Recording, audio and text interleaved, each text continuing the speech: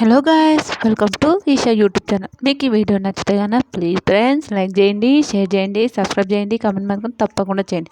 మరిన్ని వీడియోస్ కోసం వెయిట్ చేస్తారని నేను అనుకుంటున్నాను. ప్లీజ్ నా వీడియో నచ్చితే ప్లీజ్ ఒక లైక్ కొట్టుకొని చూస్తే చాలా బాగుంటుందని నేను అనుకుంటున్నాను.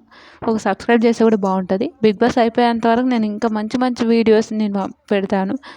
ఒకటి నామినేషన్, నిన్న 2 నామినేషన్సే జరిగినాయి. ఒకటి తనుజ, తర్వాత మనీష్. వీళ్ళిద్దరు. మనీష్ కొన్ని మాట్లాడే మాటలు నచ్చలే. మనీష్ ఏం మాట్లాడిండు, ఓకే ఎగ్ విషయంలో భరణి గారు చేసేది తప్పు, నేను కాదని నేను చెప్పాను. 100% భరణి గారు ఎగ్ విషయంలో తప్పు అయింది. ఓకే, చెప్పకపోవడం, అంత గొడవ అవుతున్నా కూడా పట్టించుకోకపోవడం, అదైతే 100% తప్పు. కానీ మనిషి ఏమంటారు, మనం ఒక జంతువును పెంచుకుంటాం, ఆ జంతువును ఇంగ్లీష్ మనిషి పెంచుకుంటాం. ఆ మనిషి పెంచుకున్నప్పుడు మీరు నాకైతే ఒక స్నేక్ లాగా కనిపించారు అన్న అని చెప్తాడు. ఓకే, స్నేక్లా కనిపించిండు అనడం అయితే నాకైతే తప్పు అనిపించింది. కానీ ఆయన ఏం చేసిండు, భరణి చేసింది నేను తప్పే, 100% భరణి గారు చేసింది తప్పే.